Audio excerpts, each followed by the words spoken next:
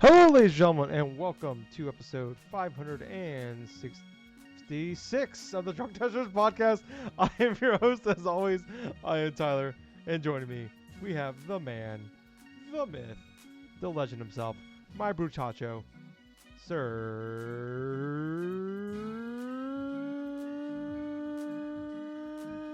Colonel Gables. What is up, buddy? Hey, I'm doing well, Tyler. After this work week, I've figured two things. One, I really need to go forth and get myself in better shape. But two, I hear you on that one, buddy. two, I'm trying to do any and everything just to go through to catch thieves. That's just pretty much one of the various shit that I have been doing and stuff. But other than that, though, other than like that, like gaming wise and stuff, I've been doing a little bit of a side project, which I will go through and talk about when we're actually talking about the games we've been playing. But other than that, man, I'm doing pretty good. How about yourself? Right? I'm still drinking this really terrible beer that I got last, the hard cider ginger pear beer. Uh, I got You haven't finished it yet? Jesus. Gables. There's 4 pack. I'm drinking. I can't. I'm drinking one at a time here. Well, this is number two. It took me the whole episode to drink one of them last week. Um, I don't even think. I dumped out the last third. Last week it's terrible. But I don't want to waste them because they're so fucking expensive. Uh, Right. but I'm doing all right. Otherwise, clanging and banging as always. Um, yeah, it's crazy, Gables. We are it's end of July. This year's a lot of ways flying by, but also going slow. But it's kind of crazy, just like how uh, how fast these games are coming out. And it's like it's Yeah. fun. Today is like the first time in a while where like I didn't have like a big massive game to play. I was thinking about it. And I was like looking. I went back and looked. Let me pull this. I have a list here. Um, since March, Gables, it's just been a gauntlet for me of games. I went from Wolong Fallen Dynasty. It took me about 40 hours to beat. Yeah. Resident Evil 4 it took me about 25. Horizon Burning Shore, it's only like 15. Star Wars Jedi Survivor, it's almost about 30. Advance Wars Reboot Camp, just beat the first game, was almost 25 hours. Then I had Zelda Tears of the Kingdom, which was 65. Then I just finally beat this week Final Fantasy 16. It took me just over 60 hours. Um, so it's just been a murderer's row of fantastic games. It's definitely this is first world problem complaints, but it was like there was like little stretches in like a couple days here and there. Like I had to like rush through to beat a game because like oh fuck I gotta hurry up beat Horizon because fucking Star Wars is coming out in like 3 days. I gotta hurry and beat this game. It's like shit like that. This is the first time where I'm like I was looking at like what's coming up for me. It's like I mentioned last week I got a few like smaller games I want to play through, and I'm like I don't have anything to play for like big huge open world game until really Starfield. Like, I got like Madden next month. There's like WrestleQuest I'm excited for and stuff like that. But it's like really, Gables, I have a little bit of free time here. It's Yeah. crazy. I went Hey. back, played Yep. some Mario 3D World. Game holds up, still great. Almost a decade later. Actually, it's been yeah, decade this year. So yeah, been a decade later. Um, but yeah, it's crazy. Just how nuts this year's been, and that's like I'm not even touching Street Fighter 6 or Diablo 4, shit like that. So, um, kind of crazy where we're at with all that. But yeah, other than that, I'm doing pretty well. Um, been a great time as always. But if you guys are enjoying this, or you guys like us, or you just listen to us for the first time ever, hit that like button, hit that subscribe button, follow us wherever you listen to us at. There's that podcast, Spotify, where pods are at. Just look us up. You'll find us, Nerds, Drunk Nerds Podcast, whatever you can. Like, just look for us. You'll find us. We'll pop right up for you. We're on all those places. We're on Twitch. We're on YouTube. YouTube, I think it's a big one. Please come over and do that. We're on Facebook, Twitter, Twitch, like I said, all those places. In the description down below, there's links to all of our socials and stuff like that. Check us out. Like those places, 5-star reviews, likes, click the bells, shares, do all that. Really helps us out in people finding us. So I really appreciate if you do that for us. But Gables, let's get into it. It's been a decent amount going on this week in news. Um, Yes. First off, Gables, we got moment of silence here. Xbox Live is dead. Jim Ryan killed it. Kidding. Uh, Xbox killed Xbox Live. So this has been like kind of long rumored for a while now. Um, that eventually Xbox wanted to go away from Xbox Live Gold, and I was Yeah, always kind of confused by what people were saying about that because I wasn't really hearing about like what was the plan to do like when they got rid of it. Like, was they just gonna make gold free? Like no longer paying for online? Like, what's the plan? Well, we finally got the details on that this week. So on September 1st, they are getting rid of Xbox Live Gold, but Xbox Game Pass Core will be taking over for it. But that launches September 14th. So my question is, what happens in that 2 weeks there? I'm really like no one's asking those questions. But that's the thing I'm thinking about. It's like what the fuck is going on in those 2 weeks? Like obviously like everything's gonna run as normal, but I want to know. So but anyways, kind of just we need to know here is Xbox Live Gold will now be called Game Pass Core. Um, okay. so nothing major is changing as far like no price changes happening. So it's $10 a month, or you can still buy a year for $65. But instead of just you still get the online part of it, but instead of getting the games of gold, which let's be honest, it's kind of been nothing for a long time now. No disrespect to Yeah, most of those games, but 90% of those games you never heard of, or they're like super old games that probably didn't really care about. But instead, in that place, they said there's going to be 25 games. Um, there, it's kind of like like you're getting like a small selection of Game Pass games. So it says there's going to be 25 games at launch, and they're every about 2 or 3 times a year they're going to put new titles in there. I'm sure some will be taken out, some will be added in there. It's probably just going to be based off of like 'cause some of the stuff is third party stuff, so obviously they don't have um, these won't be on there forever. So they didn't give us the whole list, but what we have right now is Among Us, Descenders, Dishonored 2, Doom Eternal, Fable Anniversary, Fallout 4, Fallout 76, Forza Horizon 4, Gears 5, Grounded, Halo 5, Guardians, Halo 2, Hellblade, Senua's Sacrifice, Human Fall Flat, Inside, Ori and the Will of the Wisp, Psychonauts 2, State of Decay 2, Elder Scrolls Online, Tamriel Unlimited. So that's what's going to be there at launch. Um, if you want to have full on Game Pass, you can get or Xbox Game Pass console for $11 a month.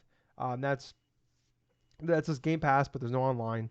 You get the discounts, shit like that. New games done day one, or you can go up to Ultimate that is $17 a month, and that gives you like the PC with it gets you PC Game Pass, gives you cloud, gives you EA Play, and gives you online multiplayer and new games day one, stuff like that. So um, I've heard a lot of I don't not outrage, but I've heard a lot of people like kind of negative on it. I've heard a lot of people like pretty fairly positive on it. I don't know, but give us how are you feeling about kind of the changes that's going on here? I feel kind of indifferent about it only because, for one, it's mostly the same type of content you would have gotten anyway from like registering like a year's worth of Xbox Live Gold. The only difference being is there are even more games that are going to be added in when its initial start this coming September, where it's like you get 25 pretty much select Game Pass games and stuff like that on initial service. So at least that's going to be enough to entice people to say, "Oh, hey, this is objectively better than the year's worth of Xbox Live Gold and blah blah blah," Yeah, because they get this stuff to try out and then give or change like what Microsoft will do in the span of a year to add or take out in terms of whatever. But I'm still kind of rather indifferent. Also, is because like you could do that and stuff, but it's most obvious like what the best choice is. If you go Game Pass Ultimate and stuff, you get 17 and stuff, you get the entire freaking thing as well as whatever is going to be coming out day one. But yeah, it's definitely a good choice of starting out with for someone that has not been into like the Xbox ecosystem, or if they don't want to spend the full on extent of like Game Pass Ultimate and they just want to have some for cheap. This is definitely probably the best way for them to go. But yeah, I think it's fine. It's like in the middle, personally. yeah. And that's kind of exactly how I am with it. Is like I'm an Ultimate person. I've been one for about 5 years now, and I've been kind of rocking the Game Pass stuff for a long time now, um, and kind of championing it to a certain extent. And yeah, so like to me, it's like that's why I think I feel like kind of different on. It. It's like, well, I already have Ultimate, so it's like it's one of those weird things where it doesn't change for me. And I wonder how many. I mean, I know that we see the numbers. We know a lot of people just have Xbox Live Gold, and Xbox probably sees that too. And it's like, well, Yep. how can we find a way to convert them over to Game Pass? And this is kind of a smart way to do that, where it's like, hey, here's a little taste of what Game Pass can be for you. Right. Um, the games that they announced so far like aren't like world changing. You know, like the newest one there, like the biggest one that's like the only one I think that's on there that is actually like a Series S and X game um, is Psychonauts 2. The rest are cross console or last gen. Um, yeah, like True. Doom Eternal. I go Doom Eternal. I think is actually cross gen as well, but that was a 2021 game, I believe. No, 2020 game. So that was even last gen. Um, so yeah, like yeah, I'm pretty indifferent about it. Like I don't like I'm not like I've heard some people like kind of like upset about it, and I don't know, maybe it's just take a change. Like some people are like, well, this is so why they make it so confusing. Having Xbox, you have core, you have console, you have PC, and now you have Ultimate. And I think, but part of it too, we got to understand like these are, and I'm not defending this in any way, but like this is what a lot of these subscription things do, is they just try to like in a lot of ways just like throw a lot of options at you. It's like, well, oh, I'm just Yep. confused. I'm just gonna do Ultimate. It just sounds way simpler. But also it's kind of like we see this with like Netflix. Like they have like four, like I think three different options now. They used to have four maybe five at one point, like of like different tiers you can get for Netflix, Yep. and but like every one was like a couple dollars more than the last. And then, like I remember even myself, I was like, oh, I don't understand. I'll just pay for the most expensive one, whatever. Um, and now Netflix announced that they've got rid of tiers over time, and now I think they just announced they're getting rid of their middle tier, so the $10 tier. So now they're gonna have the ad one, and then like I think it's like $19 tier, or whatever. So yeah, I know. So and we see it with like PlayStation last year when they went to the new PS Plus thing, where it's like there's like the basic tier that I came like essential, I think, which is like a $60 a year one. Then for $15 a month you can get the extra, or for $2 more a month you can get the premium, or the fuck it's called. I don't remember what they're called. And that's kind of the idea. Is like I think it's just like, well, I'm already paying this much. I'll just pay a little bit more and just get everything.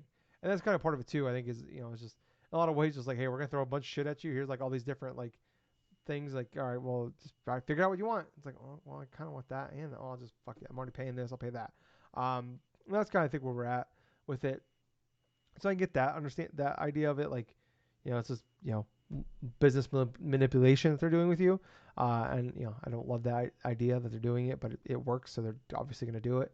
But yeah, I'm pretty indifferent about it. Like, um, I think it's business wise, I can understand it. It's a smart idea. Like I said, like you are trying to like they've like Phil Spencer's talked about, like they pretty much for the most part maxed out what they can get out of people on Game Pass right now. Like they Mm-hmm. can only sell as many Game Pass subscriptions as they do consoles out there. This you have way more Xbox Live Gold members than you have Game Pass members. I think it's like almost three, like 2.5 to 1 or something like that. Last time we seen numbers. So if you can just get them to transfer over, bam! If you can get 20-30% of them transfer over to Ultimate, that's a huge win, especially as you're going to this pay bump.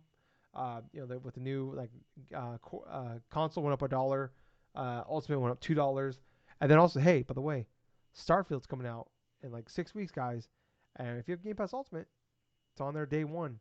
Like so they know they like that's why they're doing it when they are September 1st. That's why they're getting rid of gold on September 1st. Just what happens. That's the day early access kicks in for Starfield.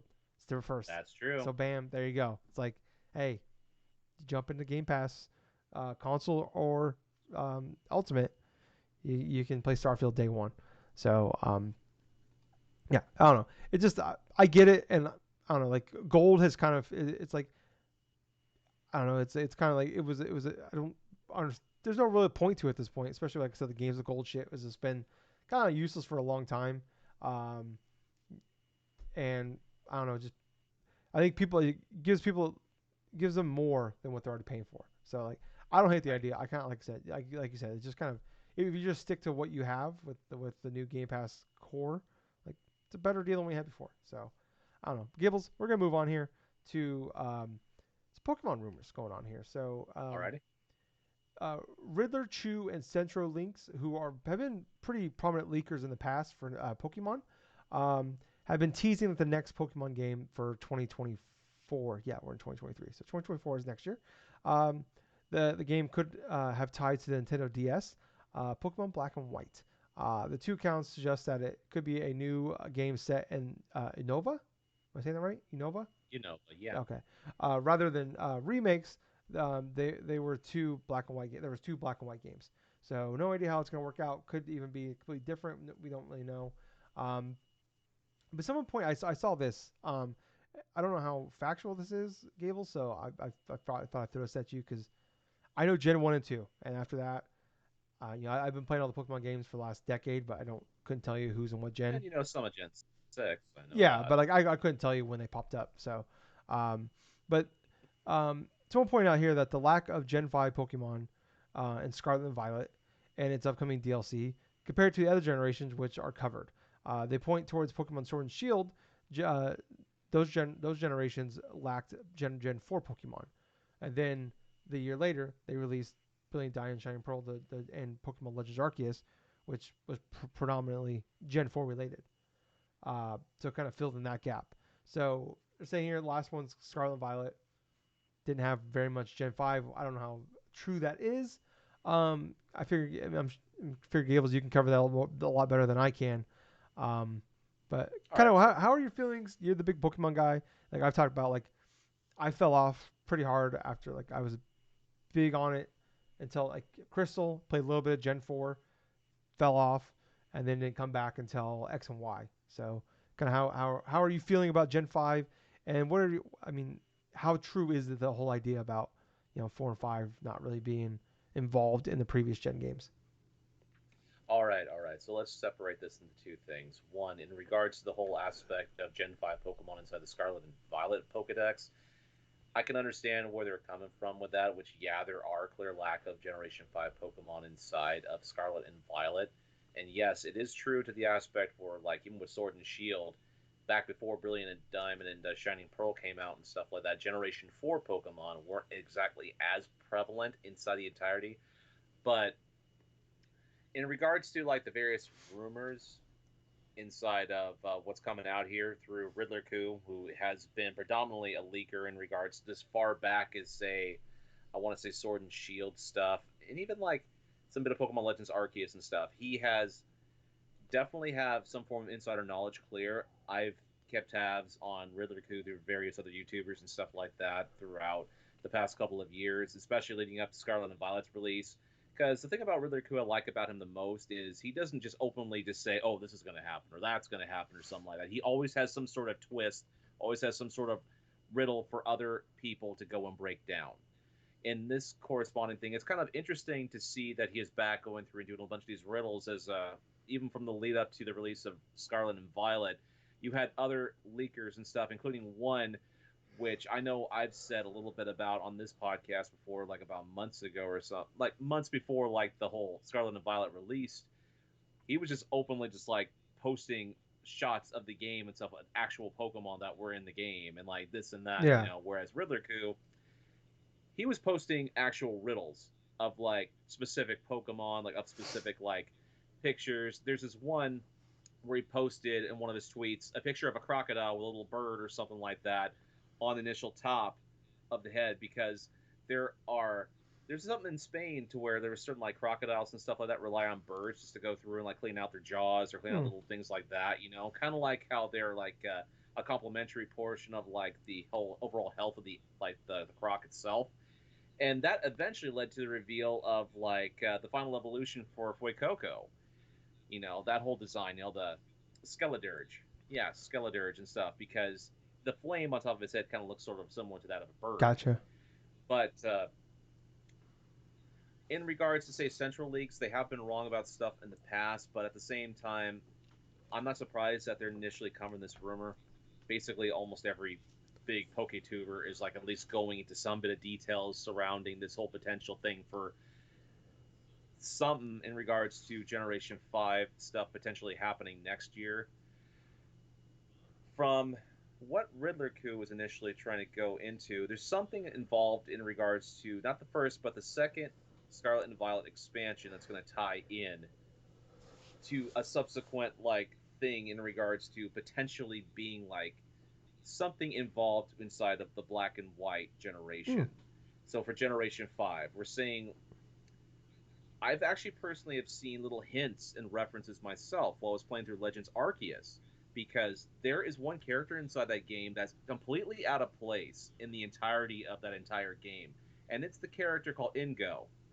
Ingo, I remember playing Pokemon Black and Pokemon White. He is one of, I think he was actually one of like the conductors or something like that, alongside of another person and stuff that you actually faced in game as a trainer and stuff. And in that element and stuff, I thought he was completely out of place because of the whole elements inside of Pokemon Legends Arceus, because he's completely dressed modern and exactly like he would be inside like that game. But in regards to that, that is one little bit of a hint and stuff that they possibly could be going with something as say like a maybe like a sequel to Pokemon Black and Pokemon White. That's entirely possible. That's something that I really won't disregard, because it'd be something in line to what the Pokemon Company have done before in the past in Game Freak. Whereas you think they're going to go with a set pattern of something of like Pokemon games, like certain Pokemon games, like Pokemon fans have done for years. Like, oh, okay, they've gone and done a third game for so many years, but now it's like they're going to do a Pokemon Z.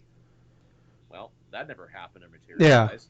Or they think it's going to be like a third Pokemon game in regards to, say, Black and White, like a Pokemon Gray or whatever the hell. And they end up doing sequels to Black and White, Black 2 and White Well, 2. then part of it too that people showed like the sales of the third game are always like not very like usually like half or less than what the initial ones did.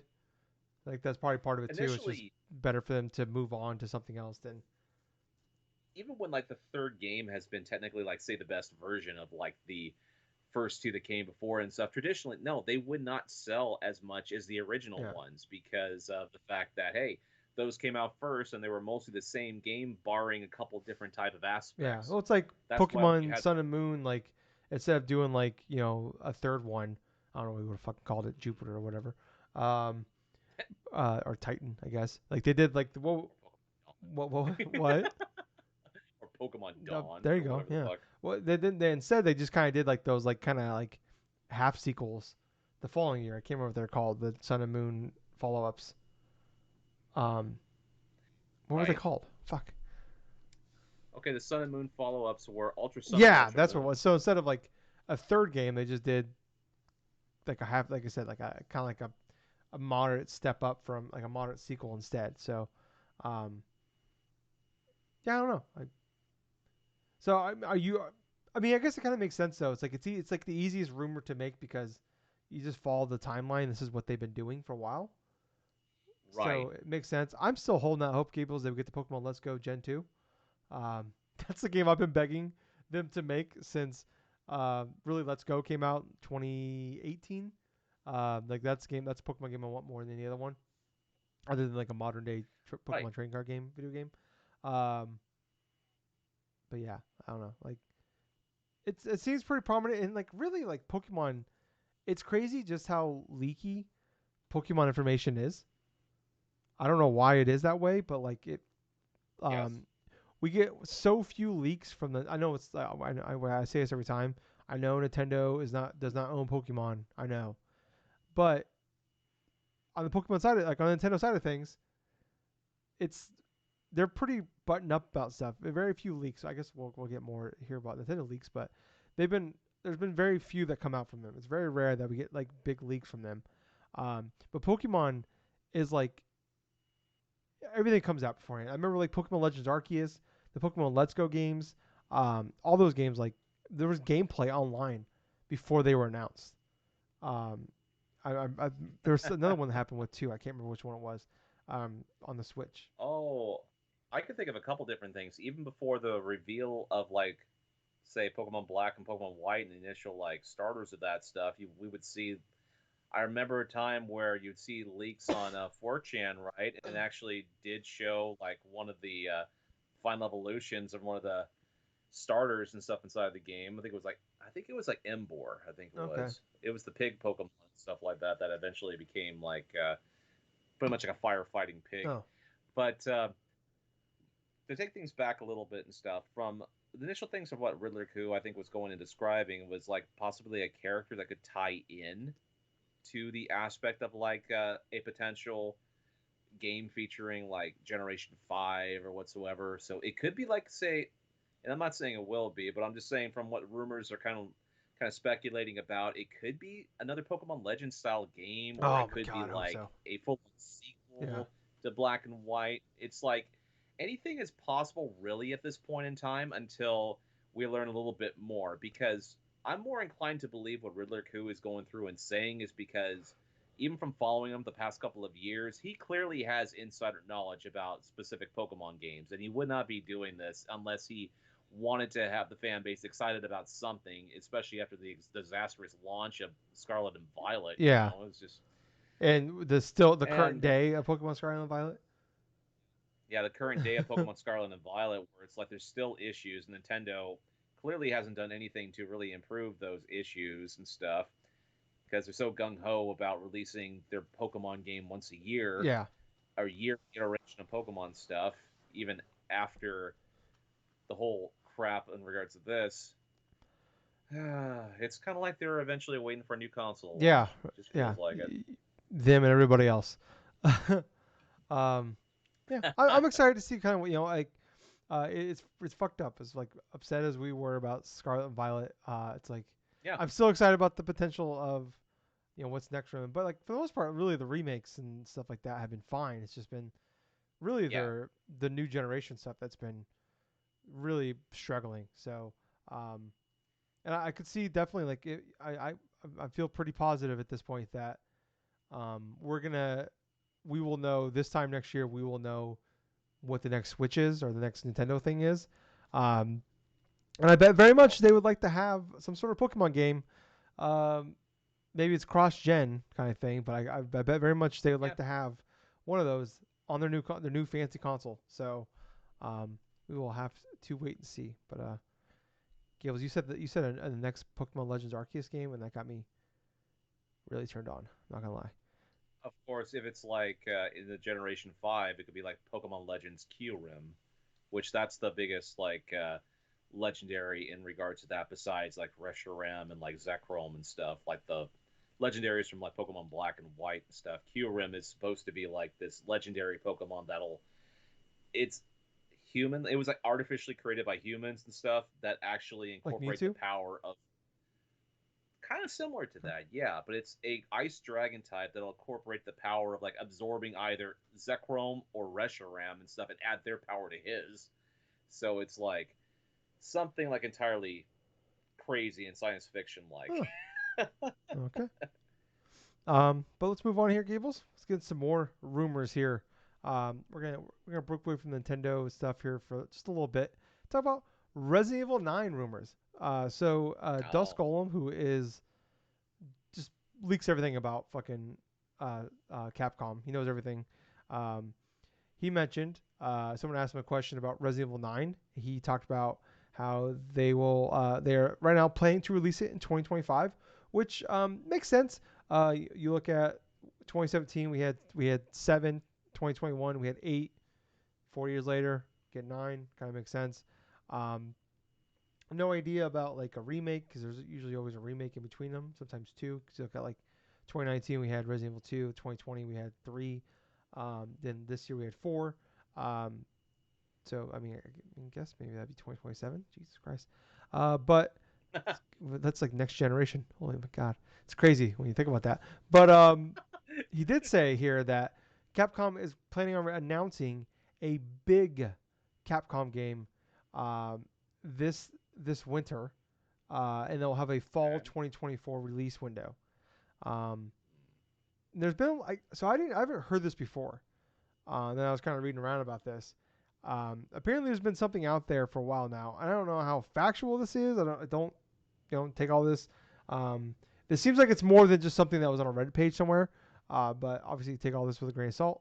Uh, Apparently, there's been a lot of hubbub about a Monster Hunter reveal at the Game Awards this December, and maybe the next Monster Hunter World game could be the big reveal there, and that's the big game that they're going to release next year, which Um, Monster Hunter World was when that game first came out before Resident Evil 7 finally took over eventually the sales of it.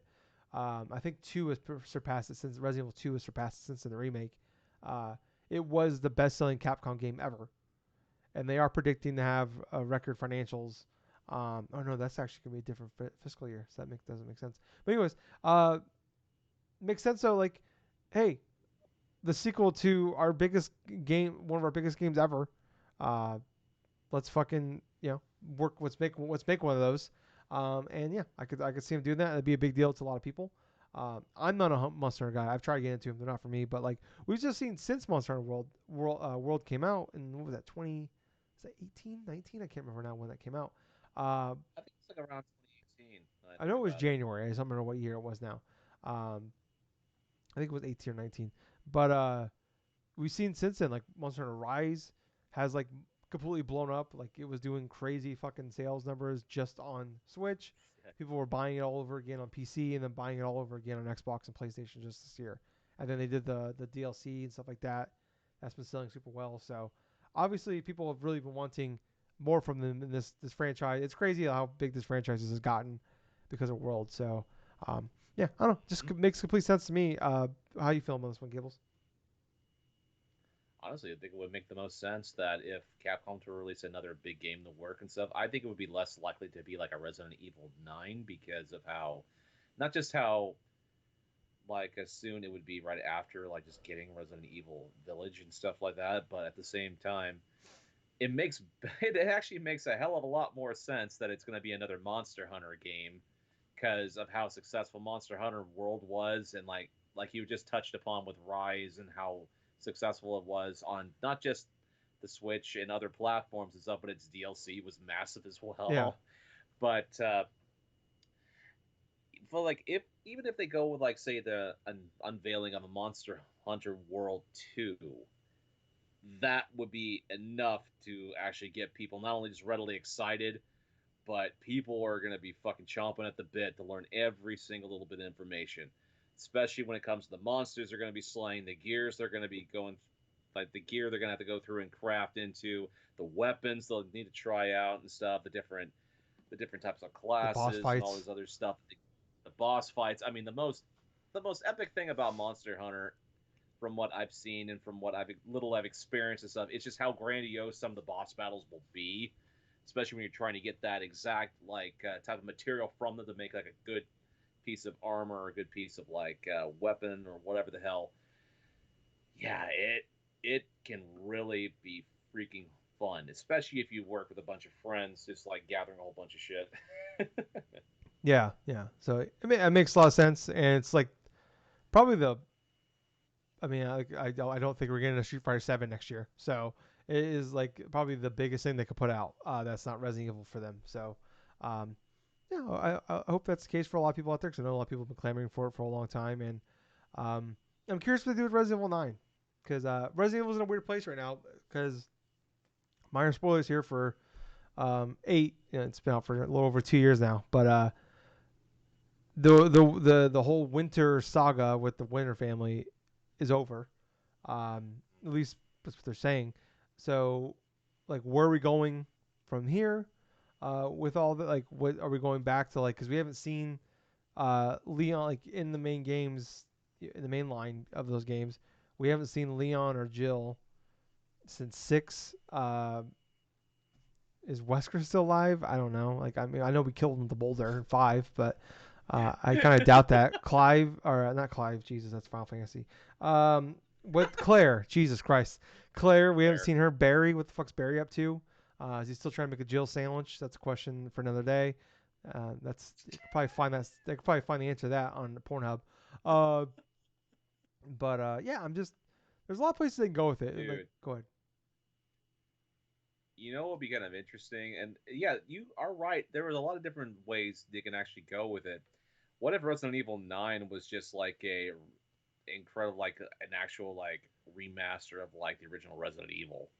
Well, I think they'll just do a reboot of at that point Well, yeah.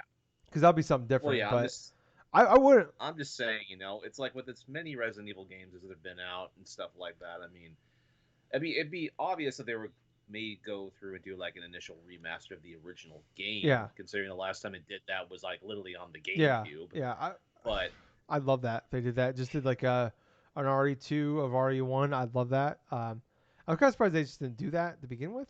To be honest with you, because but it's like yeah, I mean like that's what I mean. dude, Like they're running. It's kind of like Pokemon in a lot of ways too, where it's like they're running out of reboots or remakes. Like what do we do here? Like I don't know. I yeah. I and like the problem is now with these Resident Evil games is like they've been not a problem. Like well, it's a problem, but I don't mean in a necessarily negative way. But they're like trying to like clean up the lore a little bit in these remakes and make them make a little more sense, which is good because they're fucking wildly stupid and they need to be kind of like taken down about well, 700 notches. yeah, Um, but it's like this weird thing where you're creating sequels to really. I mean, when I say like bring them down 100 notches, I really just mean like 5 and 6. Well, more 6 than anything. But like, and because you don't even talk about the shit that happens in like 6 at all in the 7 and 8. Like I think in 6, if I remember correctly, it ends with them dropping a giant bomb on a city and taking out a whole fucking city.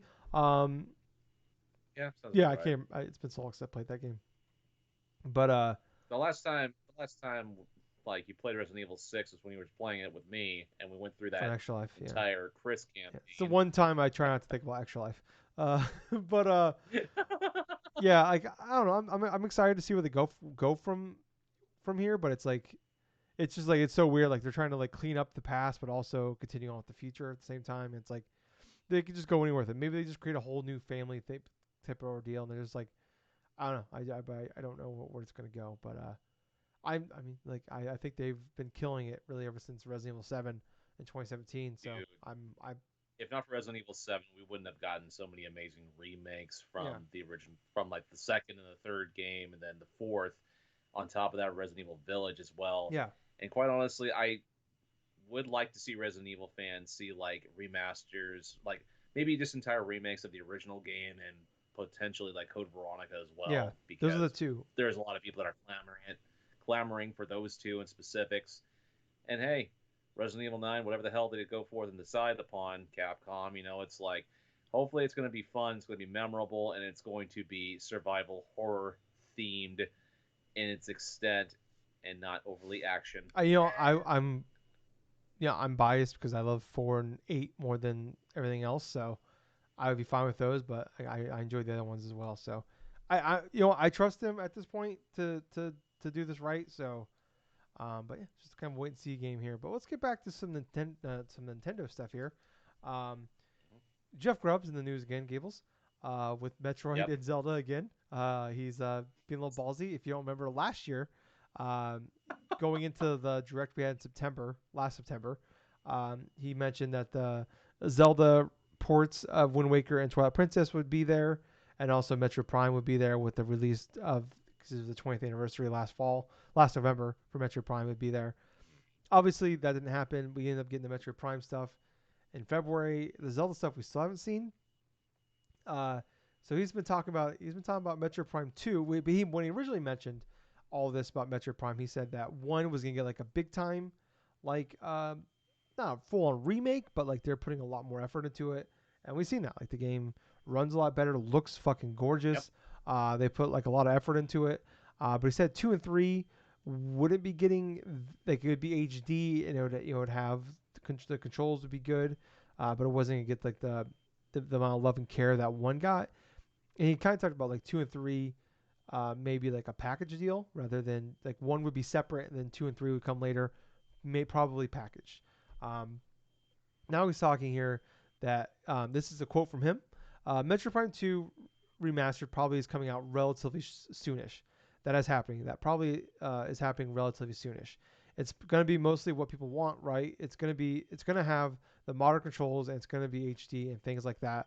But it's not going to get the love and care. Literally, just the thing I just said here. Love and care that Metroid Prime got. Um, so yeah. Before we get into the Zelda side of stuff here, this thing has been talking about for a while. So it sounds like maybe like they kind of went away from like maybe could like Metroid Prime Remastered sold extremely well. I think probably Nintendo did not realize how well it was going to sell. it's one of the best selling games of the year. Well, it's for Nintendo. It is. It sold well Yeah, over 1 million copies for them, and that's with like all those digital, all the physical copies sold out immediately, and then they had to make more to make yeah, up they for weren't it. anticipating it. Yeah. Um, so yeah, like I think they probably see like the dollar, like, oh shit, like this is way more popular than I thought. So maybe they're like, they'll put much. I hope they put out for $40, especially if they're not gonna put as much work into it.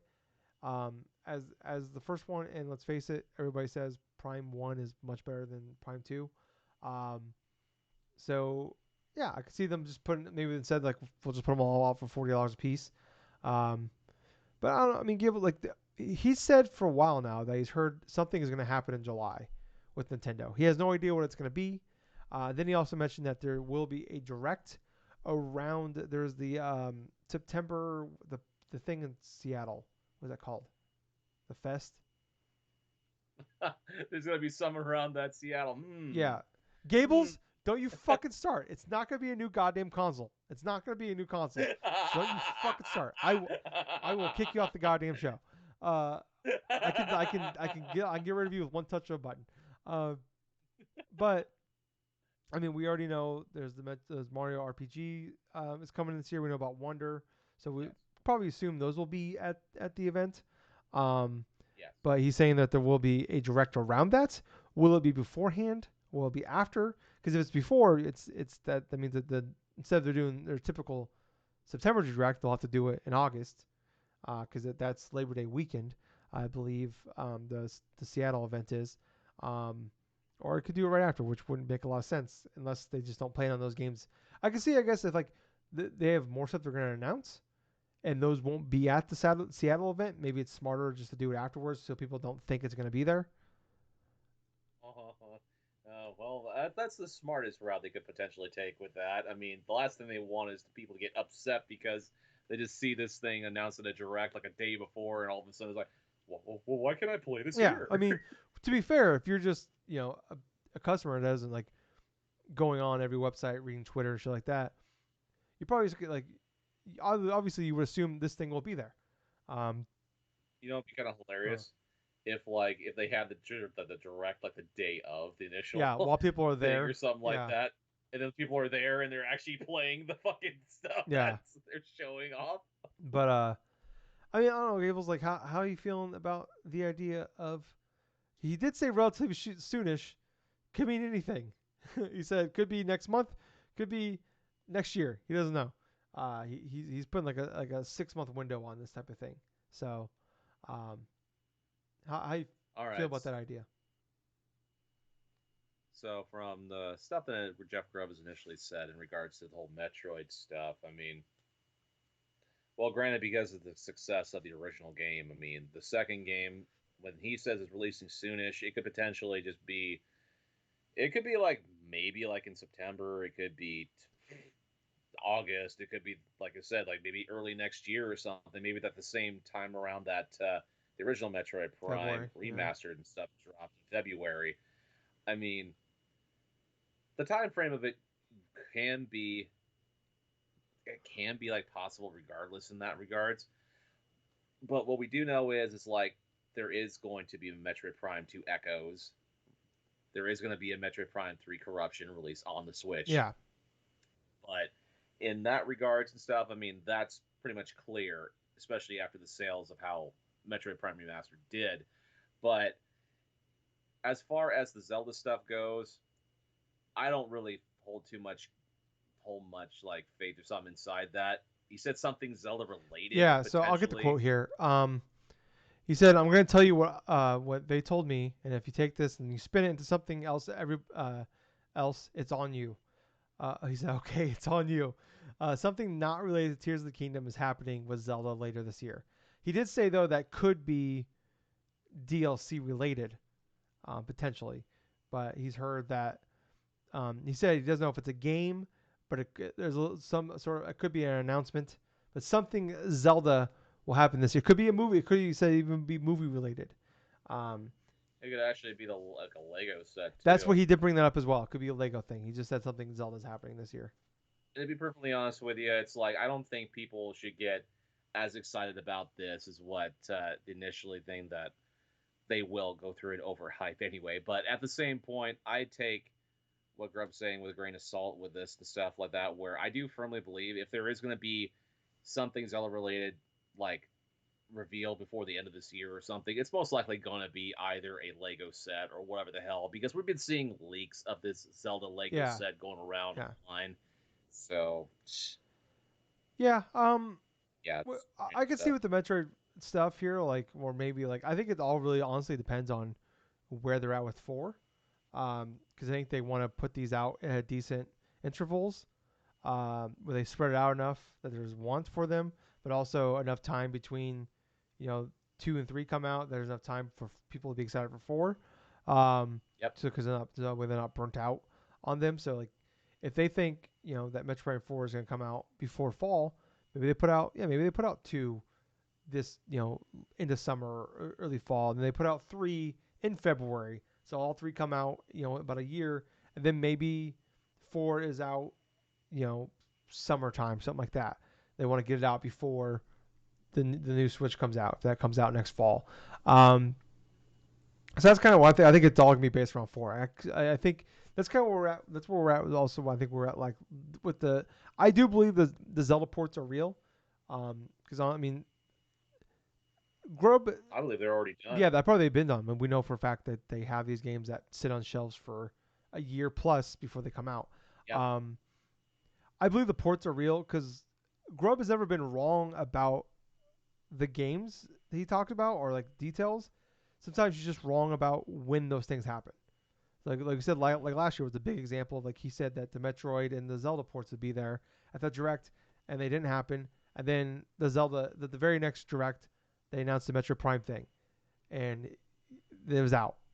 So he had the details right. He just had the timeline wrong. Instead of coming out in November, it was February. It was literally 4 months off. So I believe that he is correct. I don't think he's lying. I so I do believe the ports are real. I don't think they're coming out this year. I do believe I'm with you on that. I think like he even said himself. You brought it up that it could just be a movie thing or it could be a Lego thing, and I think you're right. I think it's probably just a Lego thing. He didn't even say it would be a game thing. Um, I do believe the ports will happen next year, because Nintendo wants a Zelda game every fiscal year. Um, Yeah. this past fiscal year, before April 1st, was the first time we didn't get a Zelda game on the Switch in a fiscal year. I believe, um, in quite like 4 years. I think 2018 was the last time we had one. It didn't come out in a fiscal year. Um, we always had like a port or a remaster or something like that. And I think they probably were going to put it out, but they probably thought Tears of the Kingdom would be able to make it before the end of the fiscal year, and obviously it came out in May instead. So I Yes. wouldn't be shocked if that's Yes. why they didn't release it. So I wouldn't be shocked if that's something they put out, as they're just trying to fill gaps next year, assuming we've already seen the Luigi Mansion, um, 3DS game is getting ported. We're getting the Peach game uh, made. We're like, it's just kind of like we're just filling in gaps right now until the new console. And I wouldn't be shocked if that's something that comes out like in April of next year. Just kind of filling. Well, yeah, it's definitely, Go ahead. like I was saying, yeah, definitely that could be the potential thing that Yeah, could happen and stuff. yeah. But I yeah, just wait and I don't see. think anything Zelda will happen. The only thing I think Zelda game wise will happen is we get news about DLC. That's the only thing I think is happening. And like Nintendo leaked that themselves that there's DLC coming. So, um, moving on here though, Gables got some other news this week. Uh, PlayStation, Gables coming out with maybe the sexiest console alive. Um, I guess it's not live; it's an inanimate object, but it's real to me. Damn it! Coming out with Spider-Man 2 PS5, which really cool thing they're doing here, Gables. You could just buy the plates separately, which is fucking awesome. Uh, How much of the yeah, plates? how much are the plates? Like $80? Oh my gosh, I've only bought plates once, and that Nice. was the initial like Arctic thing. I think it was like about 60 or Okay, something I like could. that for. I won't be shocked if these are like just $10 more or something like that. So maybe they're like $70, something like that. There's also going to be a PS5 Spider-Man 2 controller, which looks sexy as Mhm. fuck. Uh, I cannot wait to put my penis inside these things. I guess like I'll take the side plates and I'll kind of just like smush, like put them together. All right. People just gonna cut me off here, but I will say, No more mental images. yeah, I'll send you pictures. Don't worry. Uh, but yeah, I'm actually really excited about the like. Will I buy my unprecedented fifth DualSense cables? Yeah, I think I will. Yeah, you will. Will I buy these side plates? Side plates? Most likely, they will be my side piece. I'll. Dude, it would actually look pretty fucking good on your mantle right over there, dude. Oh They my just get god. those fucking space plates Oh just my hooking god. onto the thing, and all of a sudden you get that black and red, like friggin' almost like on like a Wolfpack Oh yeah. style of like fucking black and red, like right on your I just PS5. There you set go. my PS5 so when I turn it on, does the wolf woo whenever I turn it on, do do do do do. Anyways, yeah, I don't know. I mean, I want the at the very least I want to buy those side plates. The pre-orders go up I believe next week for the console and the controllers. I don't know about the side plates. I'm have to double check that, but I imagine it's all on Friday, the 28th. But at the very least, I'm gonna try to buy those side plates, and possibly that controller. What about you? Dude, all I gotta say, this was an incredibly intelligent move by Sony to go forth and like do this type of styling and stuff for a freaking Spider-Man PS5 themed console. They did the same thing with the original Spider-Man when it came out the Yeah, PS4 for like that initial model and stuff with that red and white and stuff like that they had. so good. But this is more the black and red, sort of like Venom-esque type of design on it. You have the controller, looks super Yeah, cool. And first thing I thought to mind is like, dude, I hope they fucking sell some like the console covers for this. Because oh my god, I could just see myself just getting like console covers and stuff like that, just forgetting that. Even though I already got mine, like my freaking art, like the freaking Starlight Blue yeah, covers and stuff like that. I mean, that's a cool collector's item. yeah, and they're not like super pricey enough to like, or doesn't turn you away from like buying these like special edition ones. Like I've been Absolutely. saying for a long time, like I would have gladly bought God of War Ragnarok side plates last year if they put those out. So I've been Mm-hmm. begging for this for a while now. So, Theme um, side plates make the most sense, yeah, especially if you are the one that will go through and collect a whole slew of these plates and then yeah, just have them decorated somewhere in your room, and I they just am get that idiot repaint. that will buy all of these. So put them out, please. And when they do Last of Us Part 3, I will fucking buy those as well. So, Oh, he'll uh, do it. yeah, they'll do it, and god damn it, I'll buy it. So I am here for that. I'm the guy with like 10 Joy Cons, and my Switch literally just sits on this dock 24/7. I don't know why I have them, but I have them. They just have the Zelda ones on them. It's fucking stupid. Uh, so I'm that idiot that will buy those things. Um, Next up here though, Gables. We thought last week was the end of the Xbox Activision ordeal. We were wrong, Gables. They pushed the date back, the deadline back to October 18th. This is something I mentioned last week that they can just push the deadline back, and they did. Yeah. The only Yeah. thing they did change though is that if the deal falls through, now Microsoft would owe them $4.5 billion instead of $3 billion. But Right. at this point, it's going to happen. Yeah. It's just a matter of when. Also, they announced that Xbox and PlayStation reached a deal for a 10-year deal through the end of 2034 Yeah. for Call of Duty to be on PlayStation. The only thing that's different is like the deal that like Nintendo and Steam and all these other companies signed was any franchise that has a pass to being on their stores or whatever would continue to come. With this new deal that PlayStation signed, it's only Call of Duty, but that doesn't mean it won't happen. We've seen in the past Xbox put like Ori and shit like that on the Switch. Cuphead's come to PlayStation, stuff like that. So doesn't mean anything.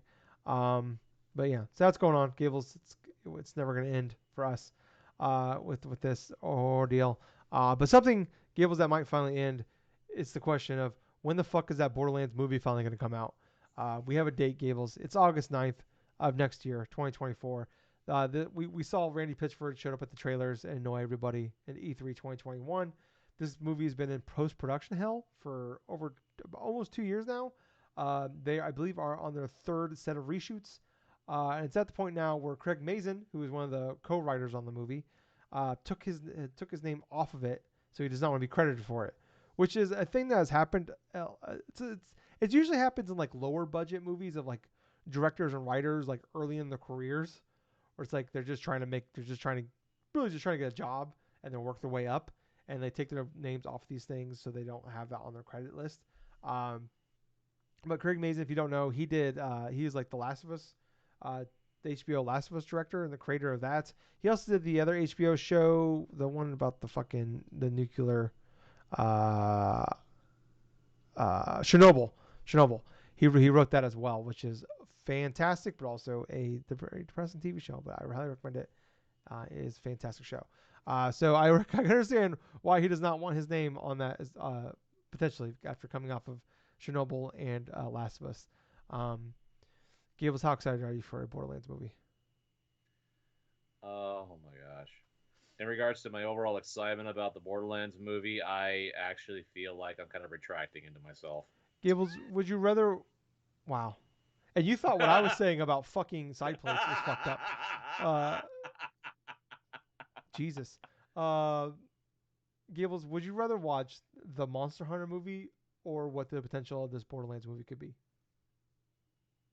Honestly, I think I'll take my chance and watch the Monster Hunter movie, even though how horrible that one apparently is. Yeah, Gables, I sat through like 8 awful Resident Evil movies. I think at this point I'd rather watch. My hope is like Kevin Hart is funny enough that it makes it like maybe he can make me laugh once in this Borderlands movie. Um, Next up here though, Gables, Shadowrun and other older Call of Duty games. They did some maintenance on the lobbies for on the Xbox side, and now they work. It's been like issues forever now with like hackers and stuff like that. They finally fixed all those over the past week, and now you can play online. People are going back and like on like Steam and stuff like that. Like um, they have been some of the most popular online multiplayer games this past week. I think I saw Shadowrun had more people playing it this week than ever before. Which people don't remember, Shadowrun was like it's an older franchise, but it was like that Shadowrun on 360 was like one of the first games ever to have cross play between PC and Xbox. And Right. it was like I remember like working at a video game store back in like I think it was like this must have been like 2007 when this game came out I think or 2006, and they put out I'm like they put out a $60 game with no single player. Like fuck this game. And I remember like everybody telling me like I was but people at work telling me those games are actually really good. And apparently I was wrong at that point. But people were going back and playing it and having a great time with it. So Well, that's good though. I mean, well, kudos that finally are able to figure out the freaking online portion of the thing to kind of iron out and stuff, and well, yeah, showing some dividends now. yeah. I just fuck. I was looking. I'm like, do I own Black Ops digitally? And I don't. Which is unfortunate. But it's like on sale for like $10. I was like, man, I was very tempted to go back because I mean I bought all the DLC passes back in the day. Oh, I Um, know, right? man, I did the same thing as well. I think besides one, and ironically enough, I actually do have a 360 copy of Black Ops. there you go. You can put it in your Xbox Series X and play that right now. I'm very That and tempted the to go. Romero DLC. Oh my god, it's so good. Moving on here. Gundam Evolution is shutting down in November. This game came out, I believe, last September. Yeah. Already announced it less than a year after coming out. They're going to shut it down in just a few Jeez. months. Uh, it's I couldn't. I remember this game being announced, but I couldn't remember anything about it. So when I went back and I Dude, watched some gameplay on it, it's basically Gundam Overwatch. Um, yeah, I mean, Gills, go ahead. Go ahead. I honestly, I basically remember this game launching only because Maximilian Dude was playing it with some of his friends. On Hmm. top of that, it's like, oh man, this is just another thing inside the slew of free to play live service games that are just shutting down Well, so was this like soon a after. brand? This is like a full price game, wasn't it? Yeah, it was like a full price. I thought it was like a full price game personally, but I think it was a free to play game. I'm not sure I'm in that looking it up regard. I here. thought it was free to Uh, play. Sorry, you may be right. Maybe it's free to play. I thought it was. Yeah, I'm not finding any like job listings, any like things for it anywhere That's to just the pay overall for it. thing, dude. I mean, it was supposed to be like a Overwatch style of like Gundam, Yeah, like shooting game and stuff like that. But much like other free to play live service games before, like say for Rumbleverse or for like other Knockout types of City. stuff, yeah, especially like multiverses and stuff by WB that they're going through and back to the Can't drawing even board. play it now. You can't even play it now. Yeah. It's just it's sad. but at the same time, it's like this is what happens when you try doing a live service game like this, trying to be so dependent upon like finding that niche that'll help support you all the way through and stuff. It's incredibly difficult, and it's kind of like what you've said before, Tyler. Where it's like people are so clear to like see what the major successes would be, like say a Fortnite or whatsoever, but they don't see all the other things that have tried and failed before and stuff that have initially just burned in flames and Yeah, try to attempt to do that stuff. So, yeah. I mean, yeah. It's like you were saying. Like I've said before. Like yeah, it's like if you don't come out hot and then keep that, you can't just like come out and like oh, it was really good, and then like fall off, and then there's no comeback really anymore. Uh, yep. people always people always want to point out about like look at like Rainbow Six Siege or look at No Man's Sky and all these games, all these like kind of like live service games, these ongoing forever games. And my argument's always been like you can't compare to shit that happened 7, 8, 9 years ago because the amount of these type of games that come out nowadays compared to then, there's so many more. So if they come Hmm. out and they fizzle out after a few weeks or a weekend or whatever, there's so many other ones to go move on to. On top of just like other games to play, there's just more big games coming out than ever before. That you can't have if Siege came out now and it was just as good when it came out at launch in 2014. I think it came out in 2023 like that, and it was like a really good game, but it just didn't have the content. That game wouldn't survive now. That would not. That game would not. It would Exactly. not. No Man's Sky came out now. That game It could have wouldn't been survive. fantastic and great. There would have been an audience there. I'm not saying it wouldn't. It wouldn't. It would have been nothing. But it's not what. There would not. We wouldn't be getting content drops 7 years later. Um, No. and I mean, we're at the It's point. We're just at the point now with like content in general, where I mean, TV shows, movies, video games, anything. There's just no time, and I don't mean to be an asshole about this. I'm really not. There's just no time for mediocre or just okay or it's kind of cool or it's like because the big problem now is like the biggest issue is it's not money so much, it's time. There is so many other there's more things to do than ever before for mhm. entertainment wise, and on top of that you're competing with your cell phone. I heard someone mention a really make that a really great line is like it wasn't even listening to a video game like a video game podcast. I was listening to a wrestling podcast of all things, and someone was talking about like all the content in wrestling nowadays, and they're just like so like a guy that like a guy that was a friend of the show, and he was just like he's like they're not competing with their shows, they're competing with my cell phone, and like holy shit, that's a great point. It's like think of how much Yeah, time people everybody spend on is. Twitter, Facebook, uh, TikTok, texting, Snapchat, anything. On top of all that, on top of all the other TV, like there are so many shows that I've like half watched that I love or I'm really enjoying, and I just don't have time to go back to because there's 17 other shows I want to watch or there's 15 other movies I want to watch. I just mentioned like 4 fucking straight months of like these big great fucking games I've been playing that have literally taken up any free time I've had on the weekends. That's all I've been doing just to keep up with that on top of anything else. Um, so yeah, like games like Gundam Evolution. I'm not trying. Like I said, this is not me talking shit. I never played the game. I don't know much about it. The game looked fine. It seemed like it was fine. It seemed like it was reviewed okay. But those games, just there's not a there's not much of a world for those games anymore. Especially being a live service. Like you can come out and be a 7, and you can probably find like a decent audience if it's a single player game, and do okay. But being a live service game, even the good ones, even good games. Like Overwatch 2 was actually a good game. And Activision came out this week and said that like the audience has had a major drop off. You look at Modern Warfare, like you look at Warzone, like you see like we see these with like oh we like they made a really good one, and somewhere along like, oh we'll just put out a new one. They made Warzone 2, and they've lost a lot of their audience from 1 and 2. Overwatch same thing 1 and 2 lost a lot of the audience. They lost a lot of audience because they killed 1 to make 2. They lost a lot of audience there, and they just didn't get those people back to stick around for 2. Um, I mean, we've seen. I don't want to say the bubble burst, but I think we've seen a lot of major realizations about the world of live service games in 2023. They're very volatile. Yes, and we've seen I mean, earlier this year we announced like in like a month period, like 10 or 12.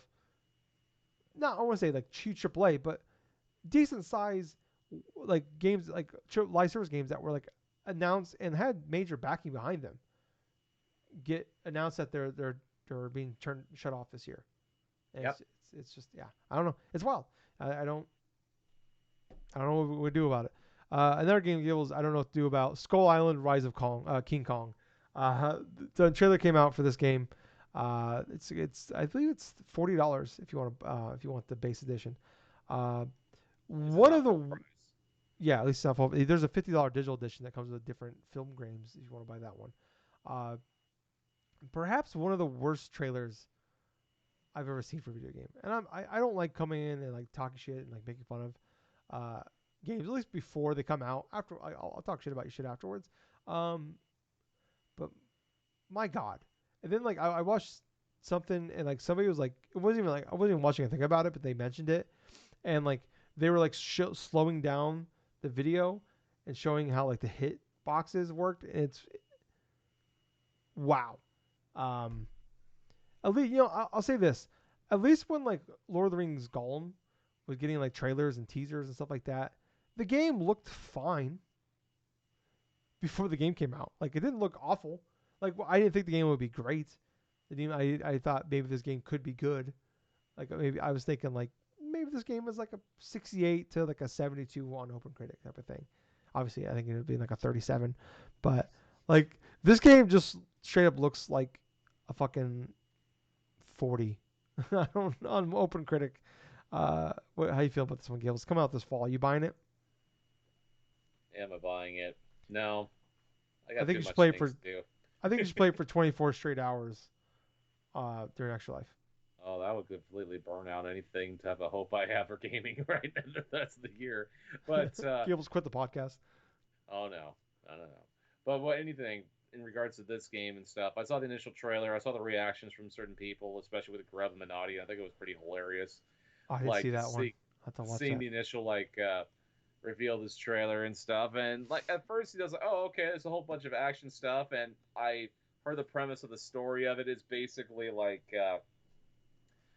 it's basic. It's like Kong is basically on a rampage in the jungle or something like that because his I think his family like his parents get killed or some shit like that. I'm like, Yeah, what? you see the little screen of him as a chimp and something Gaw I believe kills his parents. So Yeah, so basically sort of something like that, and it's like, a King Kong game could work if it was kind of similar to that of what we've had previously, like with the Peter Jackson sort of like King Kong sort of game that was for the 360. But as a full-on action game with all this crazy ass stuff elements, I mean, I can understand the campiness of what they're trying to aim for. I mean, but at the same time, there's a way to execute what you're wanting to do, and it truly does not seem like they have a lot of ambition with this game at I all. don't know if they're even trying to go for campiness. I think they're just trying to make the best game they possibly can, and this is what they're getting.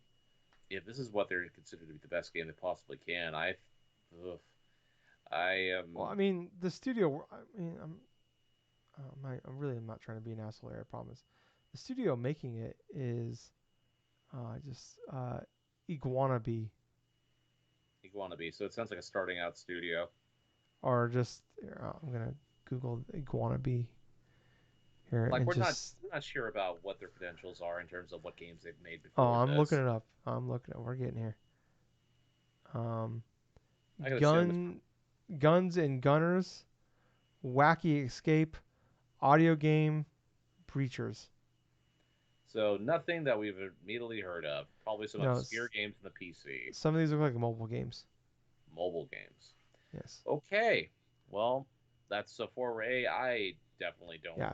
don't. This is one of those things where like the someone that owns the IP just wanted to get something cheaply made as possible to sell, and they put some studio that's not capable of handling it to make this game, and now they're being roasted online for it. So Well, if anything, I'm kind of wondering: is this going to be higher than Gollum, or is it going to be lower than Gollum? I think it'll be higher than Golem. I'm gonna bet higher. You're going to bet higher. Yeah. You can go on. So Let me look up with Gollum. Lord of the Rings Gollum, it was like what 37. I'll double check. It's been at launch. It was 37. I'll look at it. It's still 37. Yes. Okay. So from the initial thing I'm seeing right here, I think it's probably going to be lower than Gollum. I think it will be lower than Gollum. I don't know what it is. I think it's going to be like a 35. Okay. Sorry, I just looked at. I'm looking at review scores for Gollum. I can't believe how bad it is. GameSpot gave it 2 out of 10. IGN gave it a 4. Eurogamer gave it a 1.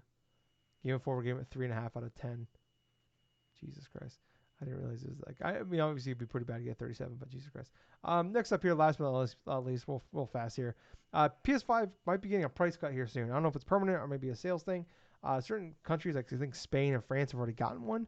But it it's like for U.S. currency, it's about $50.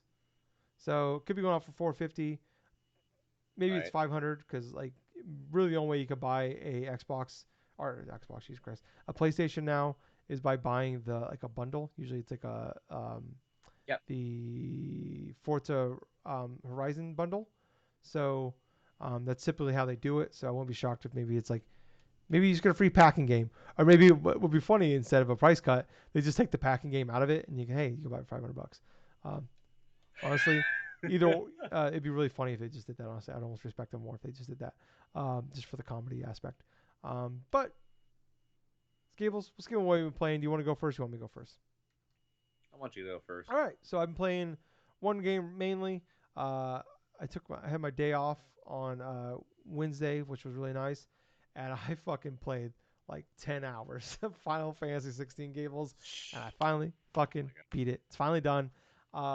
I was just like, you, you ever like finally like you're getting like too close to like beating a game, but it's just a really bad time because it's like it's super late or you got other shit you got to do and you're trying to hurry up and beat this Yep. thing.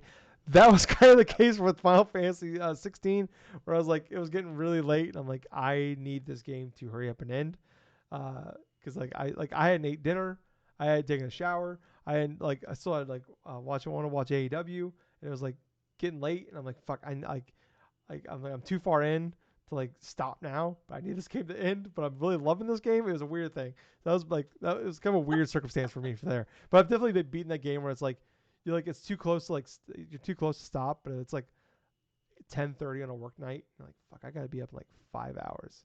But I'm pretty close to the end. Next thing you know, it's midnight. But anyways, so I beat the game. It took about 60 hours, but I did all the side quests. I did all 76 side Oh quests. wow. I did all 32 of the hunts. Uh, and like I still a bunch of it didn't end up doing. I found like there's like these time trial shit you can do. I literally found like on the second to last side quest I found in the world, one of the worlds. So I'm like, what the fuck is this thing? I'm like, oh, the time trial thing. But yeah, like in the end, I've been reading about this game for the last few weeks now on this podcast, and then I love this game. Just the hypest of hype fucking moments on all the like they never disappoint on the big boss fights. The music is awesome. The the the set pieces are awesome. The graphically it's beautiful. The like just the like little things do the setup things or payoff little moments shit like that. I love. I guess like complaints I have overall. Um, they're like minor, the nitpick stuff here and there, but like I really love this whole idea of the world they created. Like in the first chunk of the game, it's really all about like um, there are like they're called like bearers or branded. There's people that can use magic in the world, and Yeah. without using a crystal, and they're like considered like basically like they're either cast off as slaves, or they're like forced to be like to fight in the army, and be like usually it's just like the frontline people, um, and they have like a tattoo on their face, and that's what they call they're either bears or branded. They're always like they're kind of look like you know much lesser than. I really like this idea of like like Sid, Clive, and Torgal, who is the best boy ever and best dog ever in video games history. Um, this whole idea of like them like the story starts off with them like we want to make this world kind of make everything equal and kind of break down this barrier between the branded and because they're all branded as well technically But it's weird too because like in this world like of all these different kingdoms, there's the dominance, which I love this idea too of like every kingdom basically has their dominant, which is like per every generation there is a person that can turn into an icon. He can turn into Titan or Bermuda or Ifrit, whatever, Phoenix, whatever. And they're kind of like in a weird way, like even though they have powers as well, they're basically like royalty. They are like royals. They're blood like their royalty bloodline. Usually end up like running the kingdoms, and there's all these like different like warring factions, and there's also this like story with them like trying to like make the world a better place for these bearers. Um, and like taking a lot of them in and just like with the hideaway you can go to. And I really like that the story and where all this was going. And like they set up all these like there's so many characters and like between each kingdom and all these like bad guys, good guys, stuff like that. And I really liked what that story was. It was kind of like the foreground of the story for a long time. And as the game progresses, like later on as you get into the game, this other bigger story, much more fantasy, Final Fantasy like story comes into play, and it's in the background for a good chunk of the game, and then maybe it's like slowly starting to fade. Like the main one I was talking about, the one I was really into, is fading out, and the other one's kind of fading in. Then probably about I don't know, maybe 60% way through the main storyline, the initial story is like kind of wraps up in a way, and then the other story takes over. And like I still liked it, and I was still intrigued by it, and I was still interested in it, but I loved kind of the more like even though like yeah there are icons, it's about magic and powers. Like it's much more grounded. Um, than the other one. The other one is, and I don't want to spoil it because it's because it's deep enough. It's spoilery to talk about. But I was really liking where it was going. I ended up still liking where the story went. I love the boss fights. I loved all like man the fucking icon fights are just pure fucking hype and awesomeness. I loved it. I thought about last week. I got so hyped. I started like tearing up and I had tears rolling down my face. I was loving like I was so hyped for a certain moment. Um, like audibly screaming "Let's fucking go" multiple times during this game and boss fights. Um, but like that's kind of one play I have. Like some of the other stuff is like talk about like that story and like some of the best parts of this game is the characters.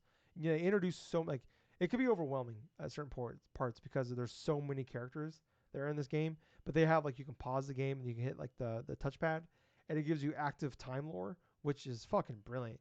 And like you can like gives you little blurbs about each character that's in the cutscene or they're talking about or like different like places that they're talking about. So you can get a little quick little update. Like, okay, all right, or like for me, like I was only gonna play the game on the weekend, so I have like a week in between playing the game. Like, all right, where the fuck was I at? What was I doing again? I can't quite remember. That was always a big help for that as well. Um, but like some of like there's so much of the character development, especially late game, kind of gets put into the side quest, and like really a lot of like your side characters, like their storylines and like kind of what happens to them and their fate of them and stuff like that is almost all in the side quest. And I feel like you're just missing so much of the best parts of this game if you don't do all of the side quests. And I'm not saying they're all like all 76 are great storyline wise. Some of them are just like, hey, my cousin lost this thing. Can you please go get this? And then you go and you fight some enemies, you bring it back. Like, I'm not saying they're all great, but I would say a good chunk of them, more than half of them, maybe 2/3 of them, at least storyline wise, are very well worth doing. Also, you get the XP and shit like that. But like, there's so many good payoffs with these characters if you just do these side quests. There was definitely a part though, like towards the end, because like they did a great job as you beat main quests, where like they're only giving you like 2 or 3 side quests at a time, and they give you a couple hunts you can do. But then there's like twice in like the last like probably in the last like 5 main storyline quests, there's twice there where they just dump like 7 or 8 or more side quests on you, and I was like, fuck. So I literally spent like last Sunday just doing most of like I got to like a big part Saturday night before I did the podcast, and then Sunday I basically spent pretty much all Sunday morning just knocking out all these hunts and all these side quests, and then finally in the afternoon getting back to the main story because sometimes it's like kind of like once you move on to the main story you can't go back to some of these and it doesn't really tell you what you can and can't. So I didn't want to miss anything. Um, and then like right before you get to the final mission, like right before you get to like the point of no return, they dump like another 7 or 8 on you. And I literally spent probably 5 hours on Wednesday just knocking out all the hunts and all the side stories. And part of the issue to me is, like I said, the story parts are excellent, and the lore and the wrapping up of the characters that like they do such a great job of setting up. Um, do a really good job of like paying those off. But the missions, the thing you're actively doing in the mission, becomes very formulaic. Like they're all in a roundabout way of like end up with you like fighting like go kill these enemies and stuff like that. But like some are like fight these like really tough enemies. But like they kind of introduce these like new type of enemies like two thirds of the way through, and you end up fighting them through the majority of the way through the rest of the game. And every single mission is like all these enemies like oh you're doing this thing with these characters that you love, but then it's like oh these enemies are coming, we gotta stop them, and you go, you kill them, and you go back, and you wrap up the story. And like so many of them just felt like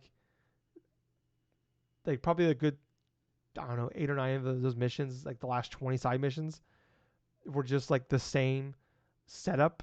Like set up the storyline. Here's like the middle section. Fight these same set of enemies. Wrap up the storyline. It's just like I don't know. It's like fuck man. I'm not vibing with like I love the story parts of it. I love the character development. I love the lore of it. I just so fucking tired of fighting these same enemies over and over again, and the same setup to this kind of like the same plot basically. But at the end, I'm super happy I did it. I still enjoyed that, like, cause like if you don't do the side quests, like you're missing so much if you don't do them. But anyways, I love the game in the end.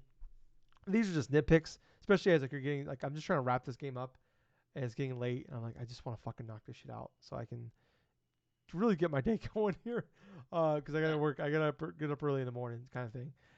But yeah, I ended up loving this game. It's like I said last week. This game is pure Tyler bait. This is like when you like. I'm not. This is one of my favorite games ever made. But I'm not gonna sit there and say it's like, oh, this is my top 10. Right. Is it my top 20? Top 25? Hell yeah. But I'm not gonna say top 10 when the game when those like those greatest games ever. But yeah, just pure magic, pure joy for me. I hope that we get some DLC. They kind of mentioned they weren't planning on expanding with the DLC, but they said that they're looking at possibly doing something with that, maybe adding more content because some stuff with some characters like they kind of leave open ended. So I would love to see some more shit from them. And like I said, I loved so much of.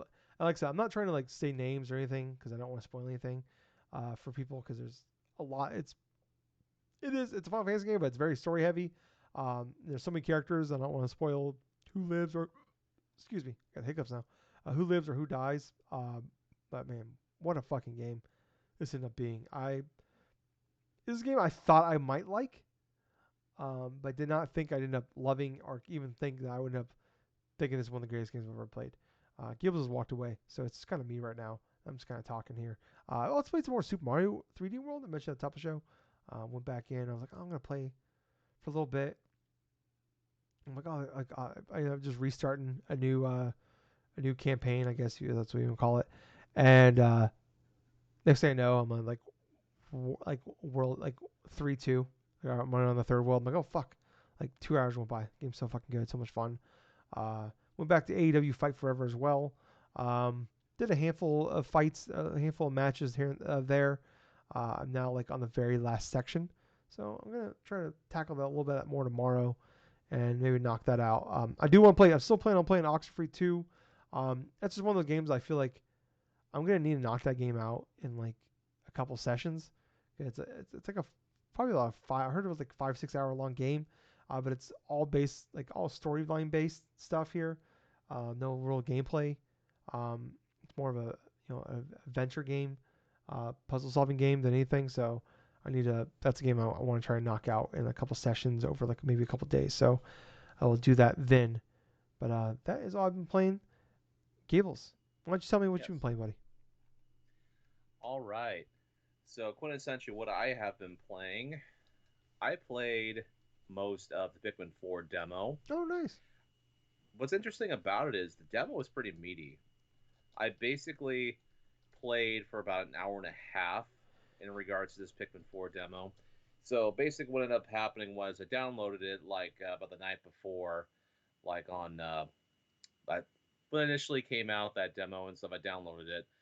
Then during last Monday, I had a chance to go through and like really play like a bit of the demo as like doctor's office visit and stuff for my dad and stuff. So I had a chance really to spend like a good solid hour and a half just playing the meat and potatoes of this game. I really liked what I played, honestly.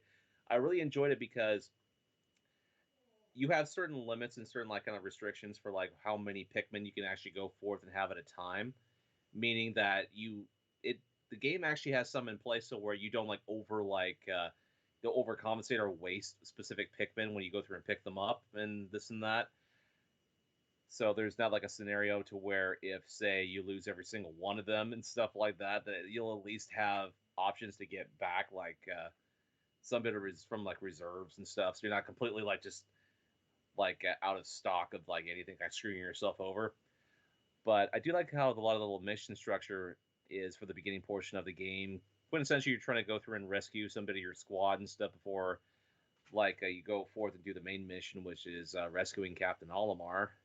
I ended up learning about that, but I had a chance to try out some bit of the little ice Pikmin. The ice Pikmin are actually pretty cute because it's like they're just basically you end up seeing them getting like attacked by like an enemy first thing, and then once you start attacking like the enemy like with your own Pikmin,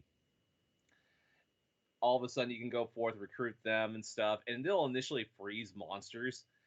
And it's so hilarious that when you are basically have all this crew of Pikmin and stuff with you and stuff, and you're trying to battling all these different little monsters, that you can actually just freeze some bit of them and stuff, and just totally just annihilate them and just carry them over at their to your ship and stuff to try to get some bits of like information stuff.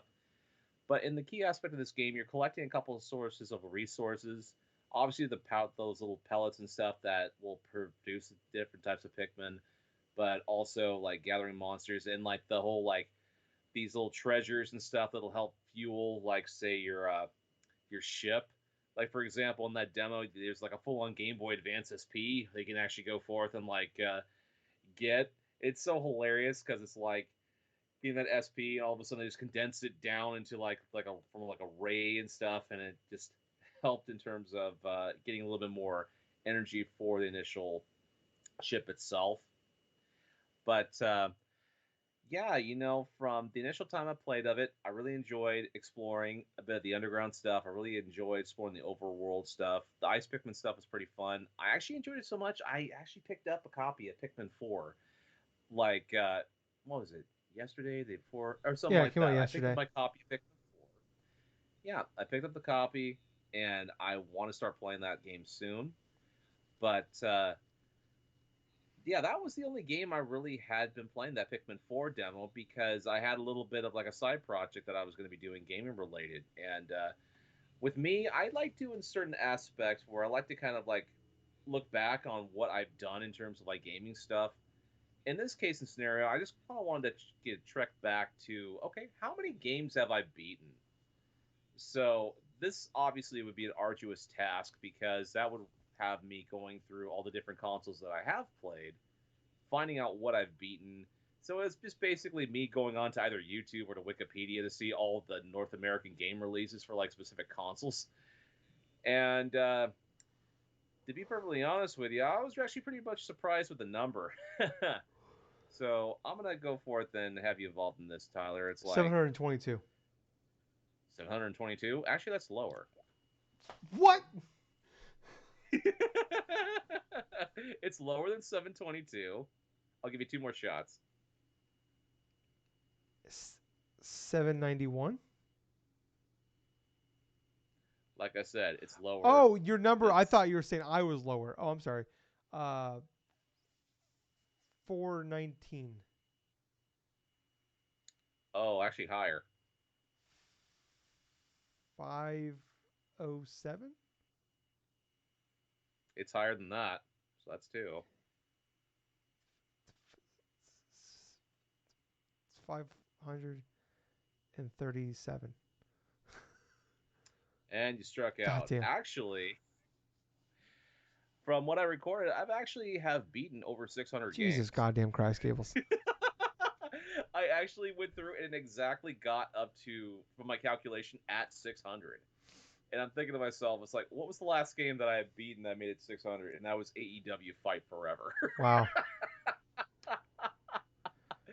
So what I've been initially doing is like I keep having the perspective of, oh, okay, I'm looking at all this backlog, I'm looking at all these games and stuff like that I'm playing, and like I'm basically making myself a lot more stressed, just thinking about, oh, I need to beat this, or I need to beat that, or this or that.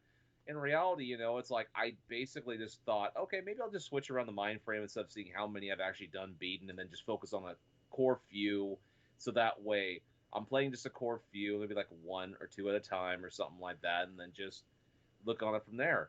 And quite honestly, it actually has gone through and provided much of a perspective, is because I've looked at every console that I have played. The most I played for was on the PlayStation 3. I beat about 75 games on the PS3. Makes a lot of sense because that was predominantly the console I focused on, other than like the 360 and the Yeah. Wii. But the second is actually the Nintendo Switch.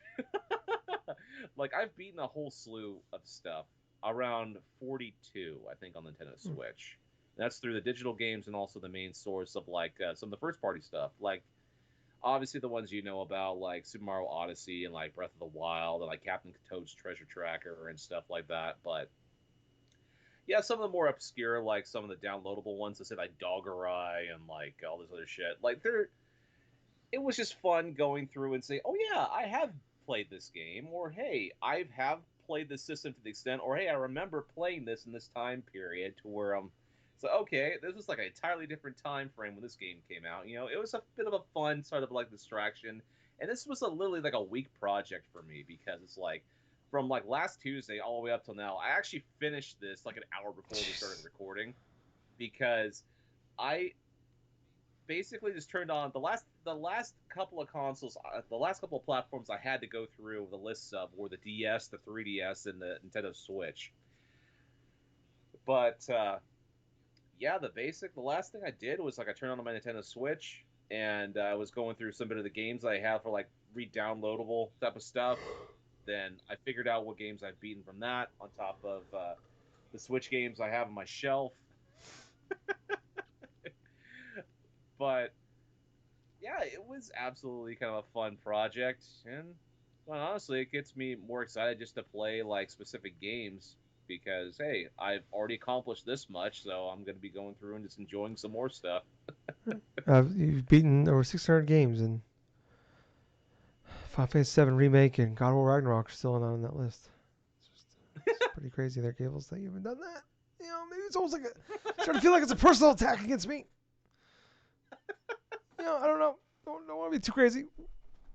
Still, Tears of the Kingdom. Well, at least I do recognize that there's not going to be hardly anybody that ever going to attempt to do shit like this. This is basically just a me thing where I just do these random lists and these random things just to remember certain aspects of stuff. It's basically me doing OCD type of shit. Yeah, understandable. We all get that. We all get that way. Get that. But yeah, I think it's gonna wrap it up for this week, guys. Now I'm tempted to go do that. I have to go figure that out. It sounds like it'll work. Maybe next week or a couple weeks, I'll try to figure that out, Gables. Don't do it all at once, No, dude. God Just no. focus on the Gables. platform. No. Actually, I am Gables. My autism will not let me do it not at once. I'm gonna have to do it all at once. So You're gonna spend like about 10 hours in one day yeah, doing I'm this gonna get up shit, dude. next Saturday morning, and then we're gonna like first thing Saturday morning, gonna get up, and then we're gonna go start the show. And I'm like, Gables, I haven't even started putting the show together. I've been just putting my list together of games I've beaten. So that's what's gonna happen. So thanks a lot for putting that fucking earworm in my head, Gables.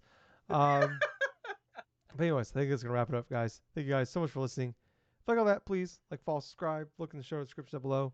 Facebook, Twitter, a podcast, Spotify, wherever pods are on podcast services, we're probably on them. Just look up DrunkNerds, DrunkNerds Podcast, YouTube. Like I said, like, follow, hit the bell, all that. Hit that like button over there.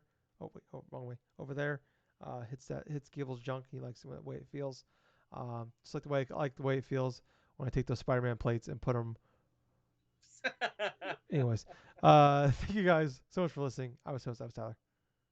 And I've been Colonel Gables. Until next time, everyone, have yourself a fun week. And most importantly of all, thank you for listening to another episode of the Drunk Dashers Thank you, podcast. Gibbles. Yeah, Too sweet. too sweet, man. Bye, guys. See ya.